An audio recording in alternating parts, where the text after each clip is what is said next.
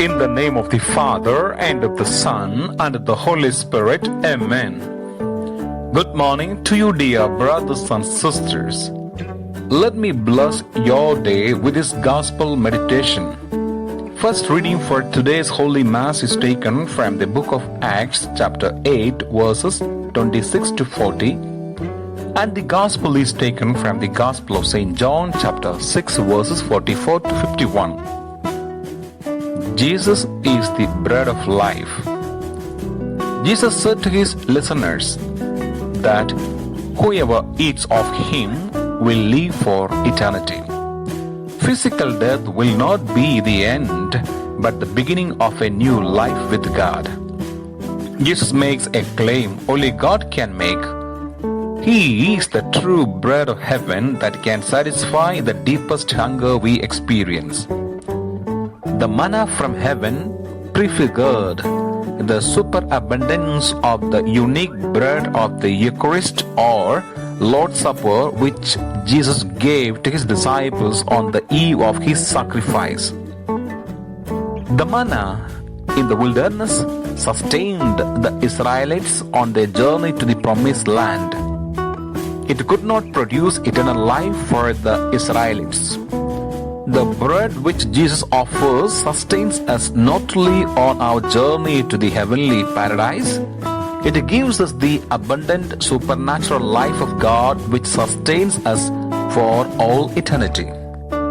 When we receive from the Lord's table, we unite ourselves to Jesus Christ, who makes us sharers in his body and blood and partakers of his divine life.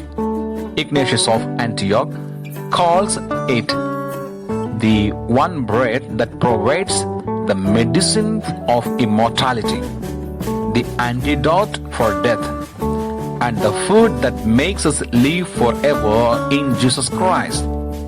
This supernatural food is healing for both body and soul and strength for our journey heavenward.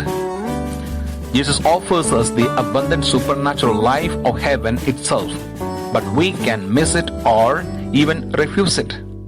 To refuse Jesus is to refuse eternal life, unending life with the Heavenly Father. To accept Jesus as the bread of heaven is not only life and spiritual nourishment for this world, but glory in the world to come. When you approach the table of the Lord, what do you expect to receive? Healing, pardon, comfort, and rest for all your soul? The Lord has much more for us, more than we can ask or imagine. The principal fruit of receiving the Eucharist or Lord's Supper is an intimate union with Christ. As bodily nourishment restores lost strength, so the Eucharist strengthens us in charity and enables us to break with the disordered attachments to creatures and to be more firmly rooted in the love of Christ. Do you hunger for the bread of life? Lord Jesus, you are the living bread which sustains me in my life.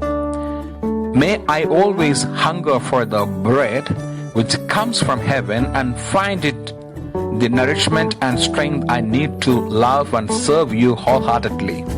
May I always live in the joy, peace, and unity of the Father, Son, and the Holy Spirit, both now and the age to come. Amen.